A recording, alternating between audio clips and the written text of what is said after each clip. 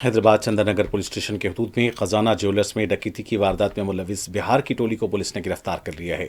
Media से बात करते हुए माधापुर डीसीपी वनीत कुमार ने बताया कि इस वारदात में 7 अफराद शामिल थे। 2 अफराद को गिरफ्तार कर लिया गया है। पुलिस के मुताबिक इस टोली ने हैदराबाद में ज्वेलरी शॉप से सोने के जेवरात लूटने का मंसूबा बनाया था।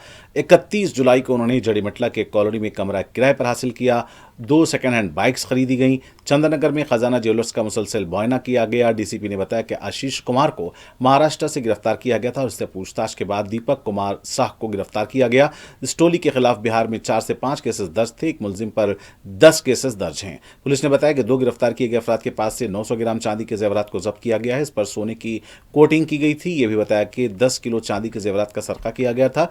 डीसीपी के मुताबिक ये टोली 20 दिन पहले हैदराबाद आई थी। गिरफ्तार किए गए अफराद की शनाख्त आशीष कुमार सिंह और दीपक कुमार की हैसियत से की गई है। डीसीपी के मुताबिक 24 घंटों के अंदर सारिकों की गिरफ्तारी कर ली गई थी। मजीद 4 अफराद की तलाश जारी है।